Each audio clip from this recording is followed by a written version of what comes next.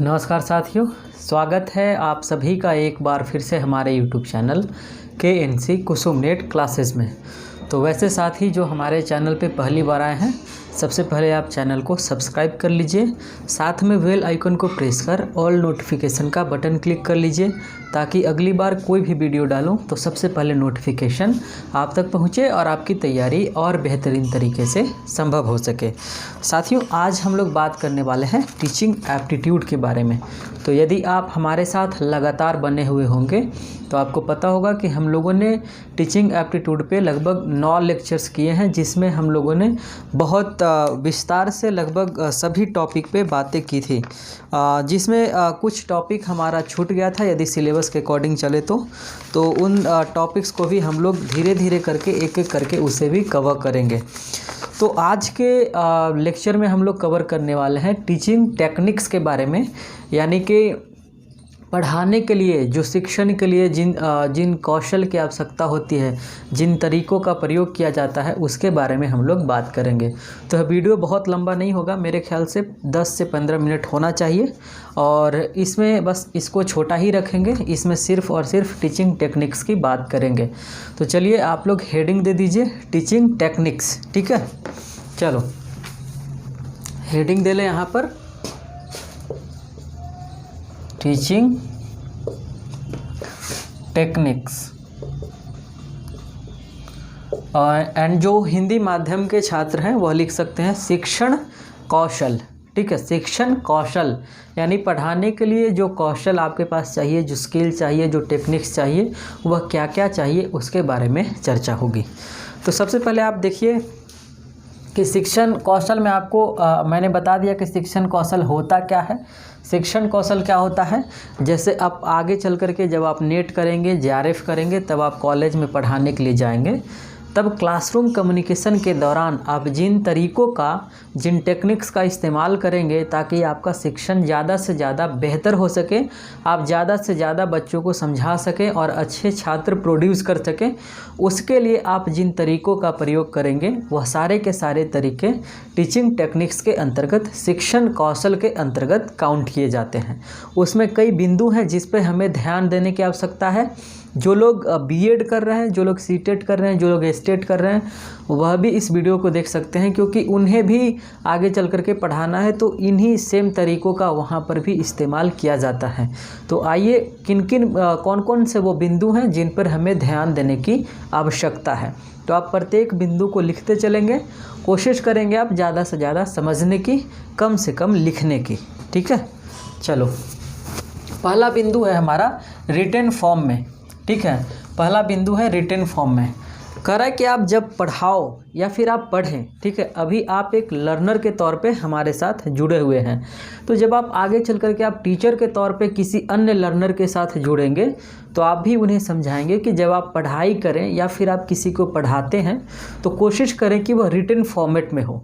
Written format में पढ़ने का या फिर पढ़ाने का बहुत सारा साइंटिफिक फ़ायदा होता है। जैसे जो फैक्ट्स होते हैं, जो मटेरियल्स होते हैं, वह आपको ज़्यादा दिनों तक आपके स्मृति में, आपके मेमोरी में अंकित रहते हैं, मेमोरी में सेव रहते हैं। तो बहुत सारे एग्जामिनेशन होते हैं जो 6 महीने बाद, 3 महीने बाद, 1 साल बाद होते हैं।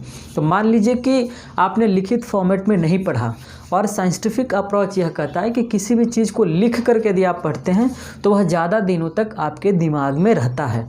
तो 6 महीने बाद आपका एग्ज़ामिनेशन है और आपने लिख कर पढ़ाई नहीं की तो वह चीज़ें आपके माइंड में बहुत ज़्यादा, तो चलो 10 दिन, 15 दिन, 20 दिन, 1 महीने तक रह सकती है, फिर वह माइंड से अपने आप इरेज होने लगेगा। तो फिर पढ़ने का जो पर्पस था वह पर्पस पूरा नहीं होगा। इसीलिए हम लोग क्या करते हैं कि लिखित शिक्षण उद्देश्य को अपनाते हैं। लिखित मात्रा में नहीं, लिखित फॉर्मेट में, लिखित रूप में हम लोग शिक्षण को प्रसारित करते हैं, किसी को पढ़ाते हैं या फिर खुद पढ़ते हैं। तो इस बात को ध्यान रखिएगा। पहला पॉइंट है कि हम लोग कोशिश करेंगे हमेशा रिटन फॉर्मेट में पढ़ाने का, ठीक। दूसरी बात, इसी को कोई लोग बोलते हैं कि नोट्स बनाकर पढ़ो, खुद से नोट्स बनाओ, किसी का बनाया हुआ नोट्स मत पढ़ो। ऐसा क्यों बोला जाता है? ऐसा इसलिए ताकि आप लिखित फॉर्मेट में आप पढ़ाई कर सकें, ताकि चीज़ें आपके दिमाग में ज़्यादा दिनों तक सेव रह सके। दूसरे पॉइंट की बात करें तो चलो लिखित फॉर्मेट की बात तो हो गई। अब लिखित फॉर्मेट की जब बात हो गई तो लिखित फॉर्मेट में पढ़ाने के लिए आपके पास स्टडी मटेरियल होना चाहिए, ठीक है। तो स्टडी मटेरियल के लिए आप पहले प्लान करते हैं कि स्टडी मटेरियल कहाँ कहाँ से कलेक्ट किया जाए।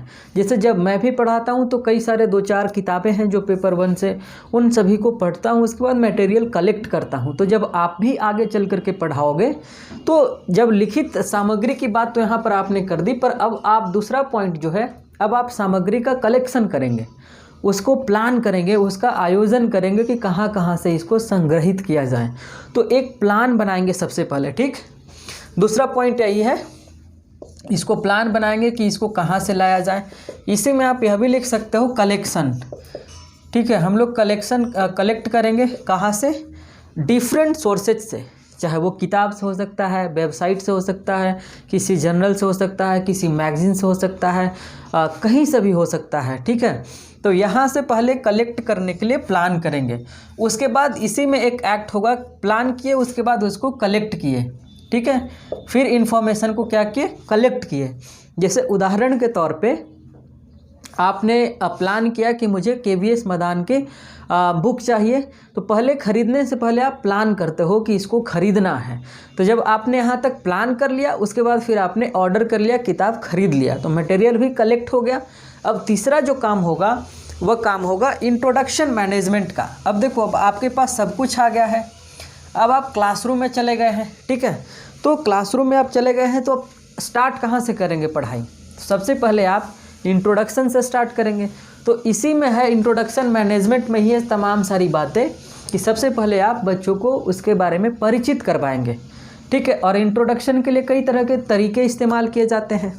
जैसे बहुत सारे चीज़ ऐसे हैं जो अनभिज्ञ होते हैं छात्र, तो उनके इंट्रोडक्शन के लिए, उनके परिचय के लिए आप अन्य तरीक़ों का सहारा लेते हैं। कई मौक़ों पे हम लोग पिक्चर का सहारा लेते हैं।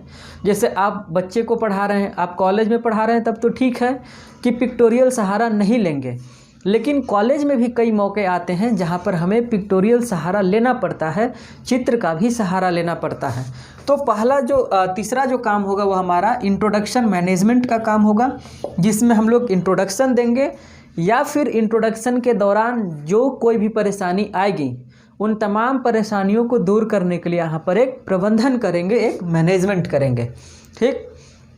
अब हमने इंट्रोडक्शन दे दिया, अब उसके बाद क्या होगा, क्वेश्चन का अरेंजमेंट करेंगे, ठीक है। क्वेश्चन अरेंजमेंट क्यों, अब आपने इंट्रोडक्शन दे दिया, आपने पढ़ा दिया, इंट्रोडक्शन के बाद क्या होगा, आप इसको विस्तार से पढ़ाओगे, ठीक है। अब विस्तार से आपने पढ़ा दिया, पढ़ाने के बाद फिर यह जो इवैल्यूएशन का प्रोसेस है कि आपने पढ़ाया तो बच्चों को कितना समझ में आया, इसका आकलन करने के लिए सिर्फ एक तरीका है कि आप उनसे कहेंगे कि आप सवाल पूछो, ठीक, या फिर आप उनसे सवाल पूछेंगे। यह 2 तरीके हो सकते हैं। लेकिन चूंकि इंट्रोडक्शन के बाद की जो प्रक्रिया होगी वहाँ पर आप सवाल नहीं पूछेंगे उसके बाद, बल्कि वो लोग सवाल पूछेंगे। पढ़ाने के बाद आप लोग एक बार अपने स्टूडेंट से पूछेंगे कि किसी भी तरीके का कोई और कन्फ्यूज़न है, नहीं। इस तरीके के यदि रिस्पॉन्स आते हैं तब ठीक है, यदि रिस्पॉन्स आते हैं कि हाँ प्रॉब्लम है, तब आप उनके सवाल को लेंगे। तो सवाल को लेने के लिए यहीं पे बोला गया है क्वेश्चन का अरेंजमेंट करना, ठीक है। क्वेश्चन कई प्रकार के हो सकते हैं, ठीक। अब यहाँ तक हो गया। अब हुआ प्रश्नों का सही वितरण। अगला जो पॉइंट कह रहा है इसका क्या मतलब होता है, प्रश्नों का सही वितरण का क्या मतलब होता है कि क्लासरूम में मान लीजिए कि आपके 50 स्टूडेंट हैं, ठीक। तो प्रश्न पूछने की आज़ादी है ना, प्रश्न पूछने की जो लिबर्टी है, जो चांसेस है, वो इक्वल होना चाहिए सभी के पास। ऐसा नहीं है कि एक छात्र 10 सवाल पूछेंगे, एक छात्र एक भी सवाल नहीं पूछेंगे। तो प्रश्न का सही वितरण होना चाहिए, सभी लोग सवाल पूछ सके, 2-2 सवाल, 3-3 सवाल, जितना भी सवाल हो सके वह पूछ सके इक्वल मात्रा में, ठीक। क्योंकि सारा बच्चा अपने आप में यूनिक है, सभी के अपने पर्सनल कैपेसिटीज़, ह्यूमन कैपेसिटीज़, उनका जो मेंटल कैपेसिटीज़ है सबका अलग अलग है। तो हम एक आइडियल टीचर के तौर पे हम लोग पढ़ा रहे हैं, तो हमें क्या करना है कि हमें इक्वल अपॉर्चुनिटी सभी को देना है। तो हम लोग प्रश्नों का सही वितरण करेंगे, सभी को इक्वल मौका देंगे, ठीक है। यहाँ तक समझ पा रहे हैं आप। चलिए छठे पॉइंट की बात करें, पॉइंट नंबर 6, रिस्पॉन्स मैनेजमेंट। ठीक है, अब सवाल जब आपके पास आ गया तो उसका जवाब कैसे दिया जाए। ठीक, कैसे जवाब दिया जाए कि आपका जवाब 100% उनके दिमाग में फिट बैठे, उन्हें चीज़ें समझ में आ जाए। एक बेहतर शिक्षक या फिर एक बेहतर प्रोफेसर तो यही कार्य करता है कि वह जो कुछ भी पढ़ाता हो, जो कुछ भी समझाता हो, वह सामने वाले को 100% 100% समझ में आ जाए। तो जब आपसे सवाल पूछा गया तब आप उसका जवाब देंगे। तो जवाब देने के लिए रिस्पॉन्स मैनेजमेंट करेंगे कि किस तरीके से जवाब दिया जाए। इसी को यहाँ पर रिस्पॉन्स मैनेजमेंट नामक बिंदु से दर्शाया गया है। ठीक है, तो इसको लेकर के घबराने की आवश्यकता नहीं है। हर एक तरीके से जवाब दिया जा सकता है। बोल कर जवाब दे सकते हैं, दिखा कर जवाब दे सकते हैं, प्रैक्टिकली करके दिखा करके जवाब दे सकते हैं। कई तरीके हैं रिस्पॉन्स मैनेजमेंट के। उसके बाद बात करते हैं कि जब रिस्पॉन्स मैनेजमेंट का काम हो गया उसके बाद एक्सप्लेनेशन का काम आता है। ठीक है, यहाँ पर तो इंट्रोडक्शन का काम था, एक्सप्लेनेशन का काम आता है कि अब मान लो अब यहाँ से एक बड़े स्तर पे टॉपिक की शुरुआत हो रही है। यहाँ पे तो हमने इंट्रोडक्शन का काम कर लिया था। एक्सप्लेनेशन में क्या करेंगे, हम लोग कोई भी चीज़ जब पढ़ा रहे हैं तो उसको पूरे विस्तार से पढ़ाएंगे, उसकी व्याख्या करेंगे। ठीक है, अब कहा यह जाता है कि जब आप किसी चीज़ को एक्सप्लेन करें तो साथ ही साथ उदाहरण दें। ठीक है, एग्जाम्पल के साथ आप उसे एक्सप्लेन करें ताकि बच्चों को ज़्यादा से ज़्यादा समझ में आ सके। तो एक्सप्लेनेशन के लिए एग्जाम्पल का होना ज़रूरी है। इसी को इन्होंने 2 पॉइंट में बना दिया है, एक्सप्लेनेशन विथ एग्जाम्पल। ठीक है, ऐसे भी नॉर्मली आप किसी को कोई भी चीज़ समझाते हो तो यदि आप देखते हैं कि उदाहरण के तौर पे यदि आप समझाते हैं, उदाहरण देकर समझाते हैं तो चीज़ें ज़्यादा समझ में आती हैं। तो हमें क्या करना है कि जब हम लोग एक्सप्लेन करेंगे तो उसको एग्जाम्पल के साथ एक्सप्लेन करेंगे ताकि अगला सवाल फिर क्रिएट ना हो। क्योंकि एक्सप्लेनेशन के बाद यदि एग्जाम्पल दे करके नहीं समझाते हैं तो फिर से हमें क्वेश्चन अरेंजमेंट करने होंगे, फिर से सही वितरण करना होगा, फिर से रिस्पॉन्स मैनेजमेंट करना होगा। इसलिए ध्यान रखिएगा कि जब आप किसी चीज़ को एक्सप्लेन करें किसी के सामने तो उसे उदाहरण के तौर पे एग्जाम्पल के साथ, ठीक है, एग्जाम्पल के साथ उसकी व्याख्या करें। आगे बात करते हैं, यहाँ तक समझ में आ गए। 9वां नंबर है टीचिंग टेक्निक्स को और बेहतरीन करने के लिए हमें और क्या करना चाहिए, सहायक सामग्री का इस्तेमाल करना चाहिए। ठीक है, सहायक सामग्री का इस्तेमाल करने का क्या अर्थ है, सहायक सामग्री कई तरह के होते हैं। आज के दौर में जो अभी हम लोग 21वीं सदी में जी रहे हैं तो इस दौर में सहायक सामग्री बहुत तरह के हो गए हैं। जैसे अभी YouTube के माध्यम से हम लोग पढ़ाई कर रहे हैं, यह भी एक सहायक सामग्री है, टीचिंग एड्स है।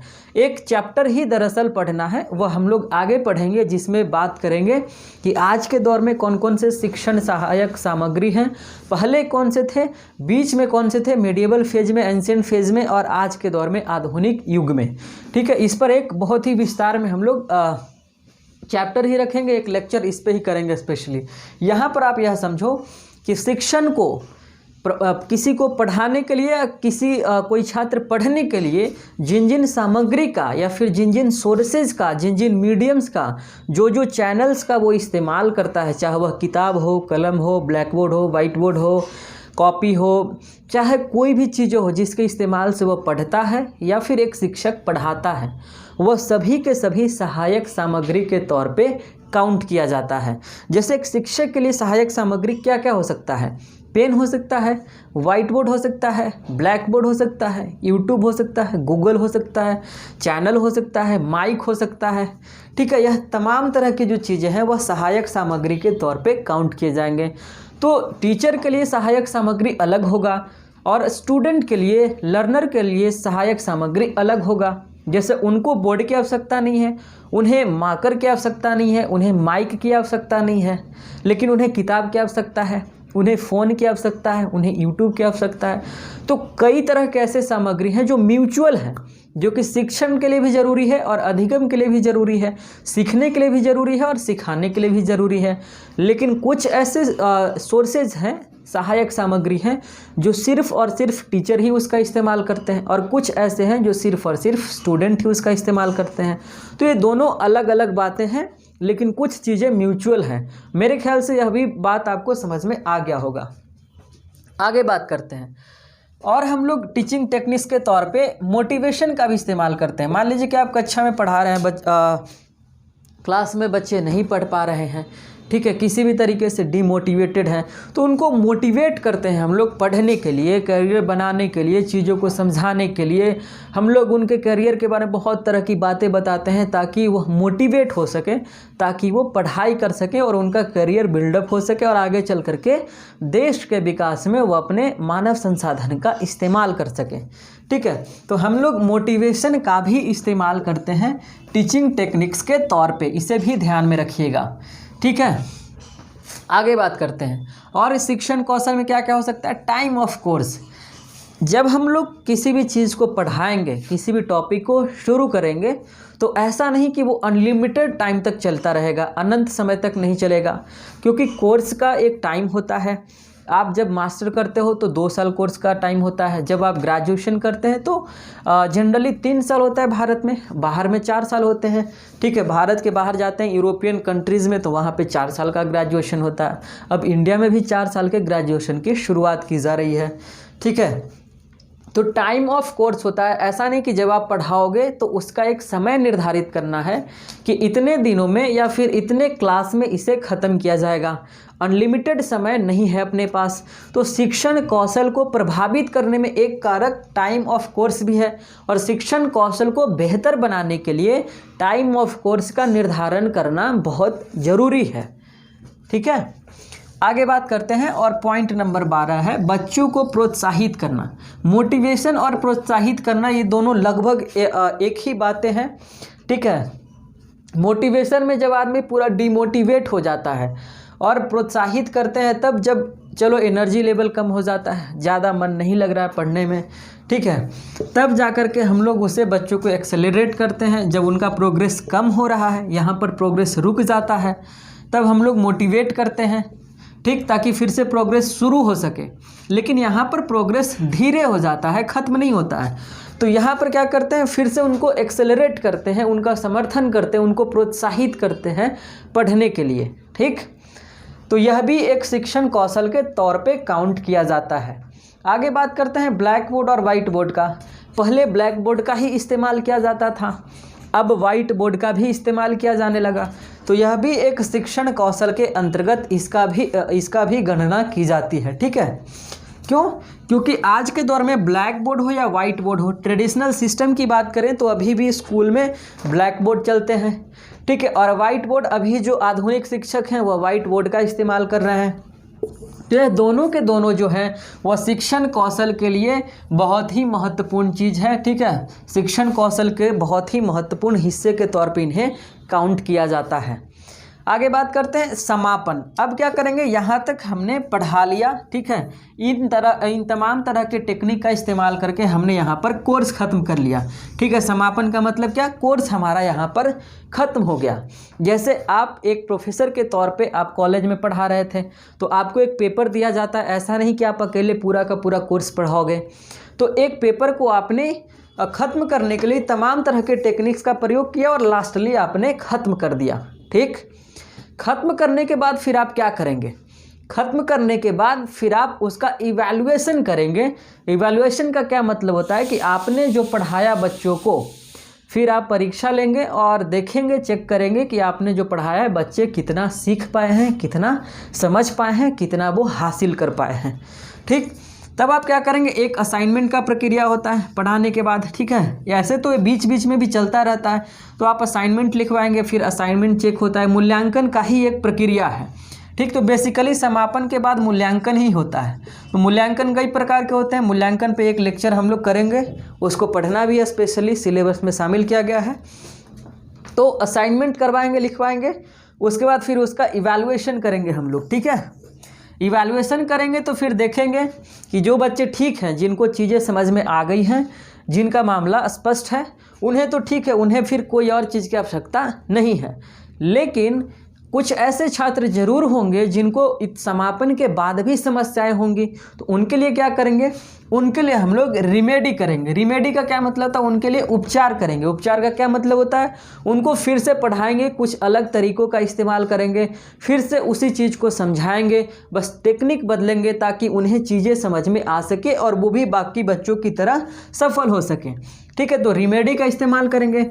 अब रिमेडी का इस्तेमाल करेंगे तो उसके लिए हमें फिर से रीमैनेजमेंट करना होगा, और रीमैनेजमेंट फिर से यहाँ से काउंट होगा। ठीक है, फिर से यह रीमैनेजमेंट कहाँ आ जाएगा, यहाँ आ जाएगा रिटन फॉर्मेट में, और फिर यह प्रक्रिया, फिर यह प्रोसेस हम लोग इस्तेमाल करेंगे समापन तक। समझ में आ रही बात? ठीक है, रिमेडी के तौर पे क्या करेंगे, रीमैनेजमेंट। ठीक, फिर से उनको पढ़ाना शुरू करेंगे।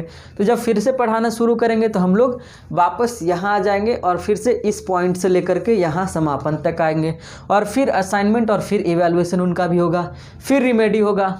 ठीक, मान लो कि फिर भी बच्चे नहीं समझ पाए, 1-2 बच्चे, फिर उनका रिमेडी होगा, फिर उनके लिए रीमैनेजमेंट, फिर यहाँ आएगी प्रक्रिया। तो ये शिक्षण और अधिगम यह प्रक्रिया चलती रहती है।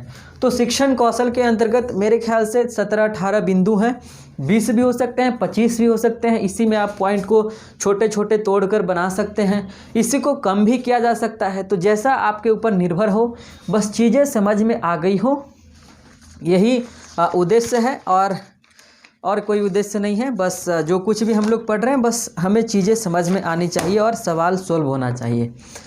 तो चलिए साथियों, इस लेक्चर को हम लोग यहीं पर समाप्त करते हैं, फिर मिलेंगे हम लोग एक नया लेक्चर में। तब तक के लिए शुक्रिया, जय हिंद।